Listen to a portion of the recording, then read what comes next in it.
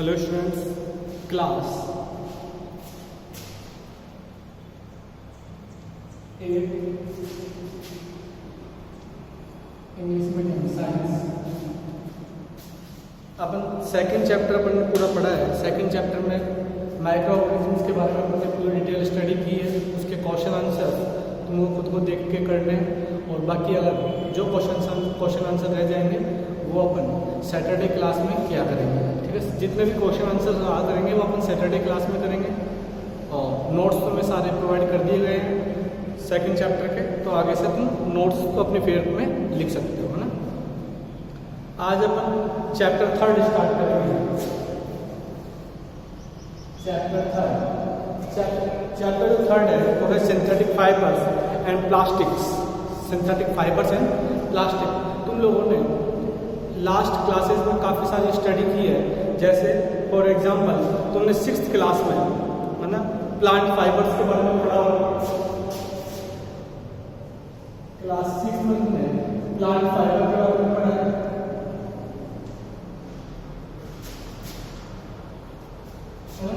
Class 7 में तुम लोगों ने एनिमल फाइबर्स के बारे में पढ़ा है।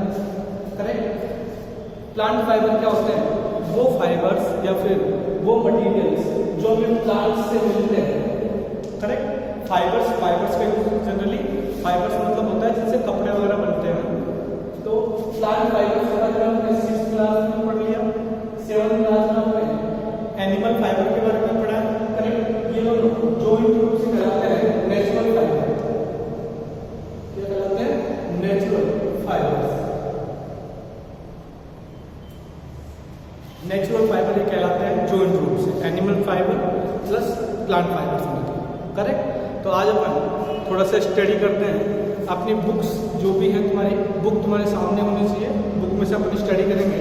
इंट्रोडक्शन जो तुम्हारा दे रखा है, काफ़ी अच्छा इंट्रोडक्शन दिया है चैप्टर के स्टार्टिंग में। तो रीड करना स्टार्ट करते हैं। A material is a substance from which things are made. Material क्या होता है? मटीरियल वो चीज़ होती है जिससे कोई भी चीज़ बनाई जाती है। Correct. We use lots of materials every day. Correct. They might be hard, soft, flexible, waterproof और absorbent. Absorbent क्या होती है? जो absorb कर सकती हो ना वो। A person making carefully select materials for it by picking the useful properties of each material.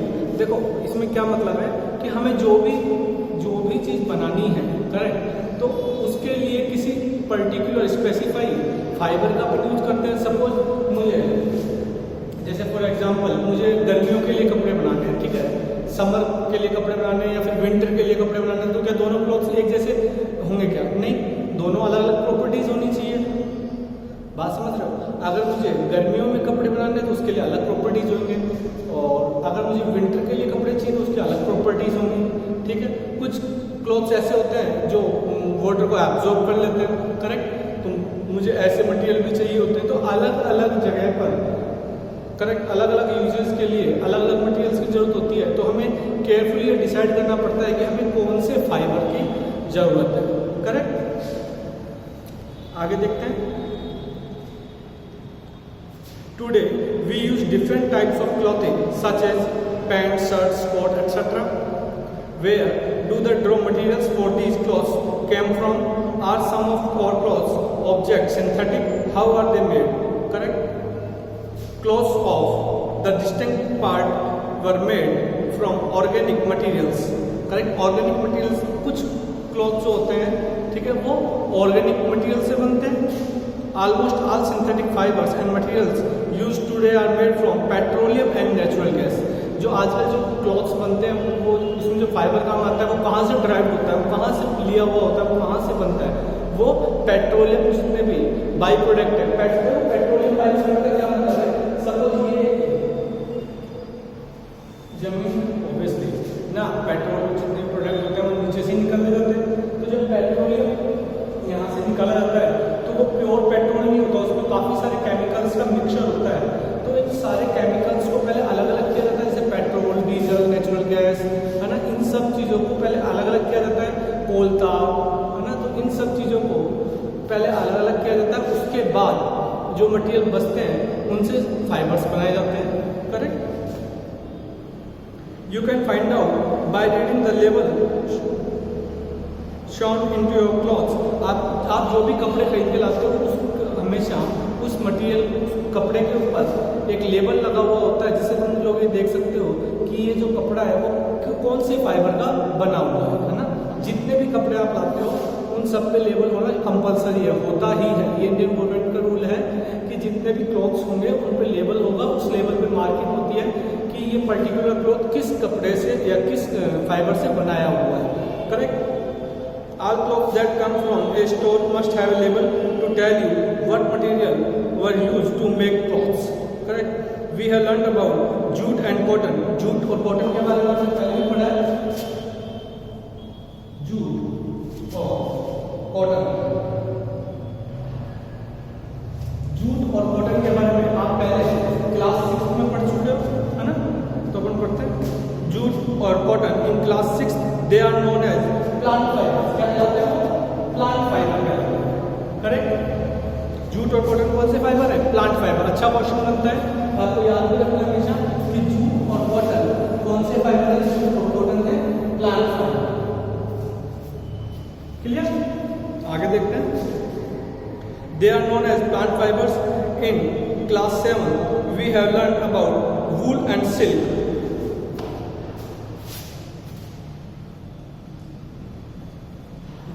और सिल्क, इन दो कपड़ों के बारे में, इन दो टाइप के मटेरियल्स के बारे में आप क्लास 7 में पढ़ चुके हो। ये जो दोनों हैं ये कहलाते हैं एनिमल फाइबर। क्या कहलाते हैं? Animal fibre. Correct. They are called as animal fibres. Collectively we can say that cotton, jute, wool and silk are natural fibres. तो ये दोनों कंपाउंड, ठीक है, दोनों मिलके एक साथ क्या कहलाते हैं? Natural fibres. तो यहाँ से कई सारे क्वेश्चन जनरेट हो सकते हैं। पहला तो आपसे पूछा जा सकता है कि प्लांट फाइबर कौन कौन से हैं? तो प्लांट फाइबर का पता होना चाहिए जूट और cotton plant fibre. Correct. Plant fibre का मतलब हमें प्लांट से मिलते हैं। करेक्ट। हम कहाँ से मिलेंगे? कहाँ से हमें प्राप्त होंगे? हमें मिलेंगे जूट और कॉटन कहाँ से मिलेंगे? प्लांट से। इसे बोला जाता है प्लांट फाइबर। अच्छा, वूल और सिल्क कहाँ से मिल रहे हैं? एनिमल से। तो इसलिए बोला जाता है एनिमल फाइबर्स। वो दोनों कलेक्टिव क्या कहलाते हैं? दोनों एक साथ दोनों सारे मिलकर बोलते हैं नेचुरल फाइबर।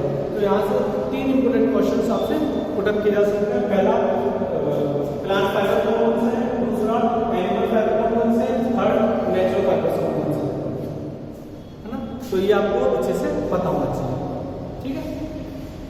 आगे देखते हैं। All natural fibres are used for making fabrics which are further used for making clothes. Next to food, the most important need for human beings is clothing. It is not only that clothes are part of our moral code and decency, they also protect us from extreme temperature and climates.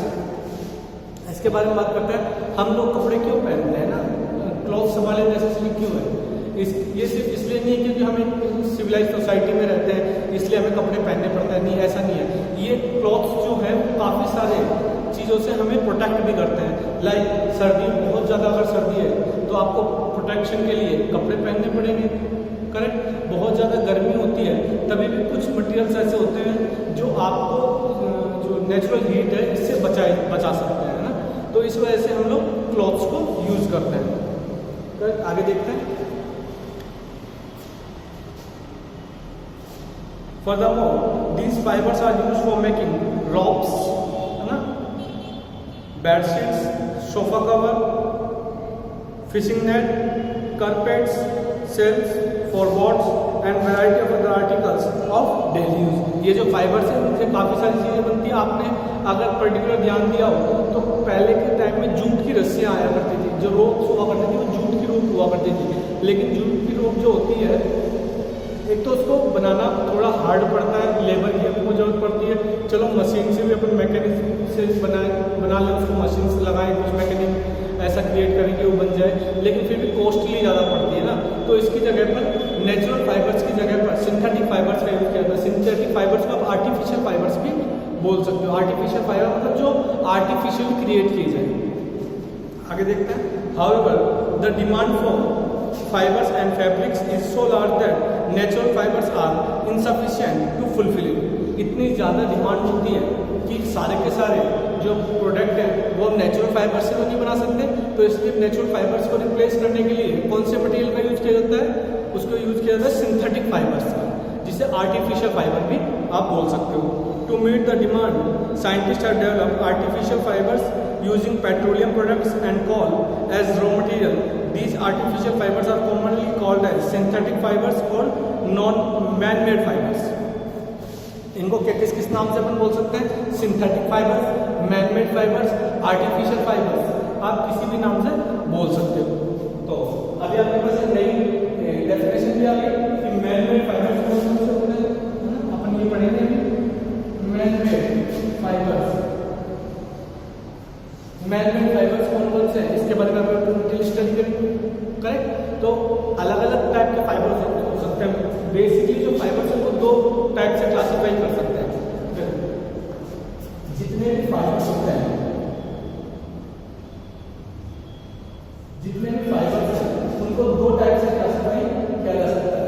एक तो natural fibres, correct, एक artificial fibre. Natural fibre nature से मिलते हैं, natural fibre. Artificial fibre जो artificially create किया जाता है वो आर्टिफिशियल। आपने नेचुरल फाइबर क्लास में स्टडी कर सकते हो, तो इसलिए इनकी स्टडी यहाँ पे नहीं की है। अपने कौन सा सिलेबस में कौन सा है? Artificial fibre. लेकिन आपको नेचुरल फाइबर के जो एग्जाम्पल्स है वो आप याद करते हैं, एग्जाम में आपसे क्वेश्चन तब किया जा सकता है। क्लियर? आगे देखते हैं। What are synthetic fibres? Before we answer the question, let's consider some examples.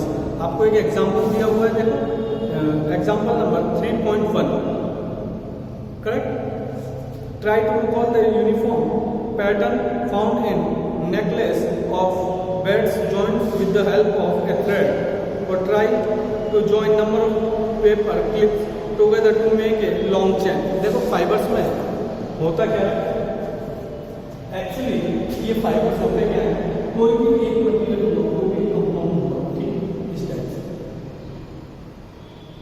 Material में एक मॉलिक्यूल हुआ, ये दूसरा मॉलिक्यूल, ये तीसरा मॉलिक्यूल, ये फोर्थ मॉलिक्यूल, ये फिफ्थ मॉलिक्यूल, ऐसे बहुत सारे मॉलिक्यूल होते हैं। करेक्ट। अब ये सारे मॉलिक्यूल जो होते हैं आपस में बॉन्ड्स के जरिए कनेक्टेड रहते हैं। ये आपस में किससे कनेक्टेड रहते हैं? बॉन्ड्स के। करेक्ट। क्या एक ही लेयर होगी, क्या मल्टीपल लेयर्स होंगे? ऐसे लेयर हो सकती है, ये आपस में बॉन्ड्स के जरिए कनेक्टेड होते हैं इस टाइप से। करेक्ट। तो क्या होता है, काफी सारे मॉलिक्यूल्स एक के बाद एक सीरियल में आते हैं और सारे के सारे आपस में किससे कनेक्टेड होते हैं? बॉन्ड्स के जरिए आपस में कनेक्टेड होते हैं, और ये पूरी एक चेन टाइप फॉर्मेशन बनाते हैं। ठीक है, उनको अपन फाइबर्स बोलते हैं। बात क्लियर है? चलो आगे देखते हैं। Try to recall the uniform pattern found in necklace हो गया। In both the cases they form a long chain starting from simple things such as bead और a paper clip. Chemists by careful experiments have found out that natural fibers are made from simple chemical molecules called monomers. देखो ये जो single molecule होता है, ये वाला जो single molecule, आप ऐसा समझो कि काफी सारे मॉलिक्यूल क्या होता है? मॉलिक्यूल पहले समझो, मॉलिक्यूल क्या होता है? मॉलिक्यूल किसी भी सब्सटेंस का सबसे छोटा जो पार्ट होता है वो मॉलिक्यूल होता है। जैसे ये पूरी बिल्डिंग ईंटों से बनी है, तो एक ईंट, करेक्ट, वो क्या कहलाएगी? मॉलिक्यूल, ऐसे समझो। करेक्ट। वैसे ही जो फाइबर्स है काफी सारे टाइनी पार्टिकल्स से मिलकर बना हुआ होता है। जो कोई भी टाइनी पार्टिकल है, सबसे छोटा जो पार्टिकल है, करेक्ट, स्मॉलेस्ट पार्टिकल जो है वो क्या कहलाएगा? मोनोमर। क्या कहलाएगा? मोनोमर्स। वो मोनोमर्स आपस में मिलके एक चैन का फॉर्मेशन क्रिएट करते हैं। क्लियर है? आगे देखते हैं। The word monomers comes from two Greek words, mono meaning one and mer meaning unit. Monomers.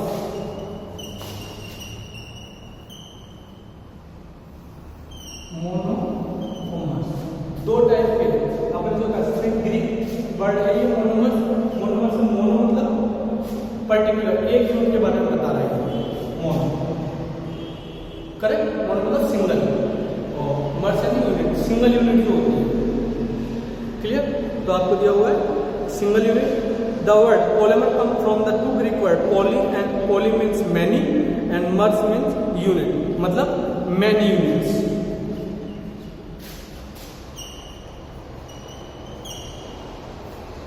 दो टाइप के वर्ड आपको आएंगे, मोनोमर्स और पॉलीमर्स।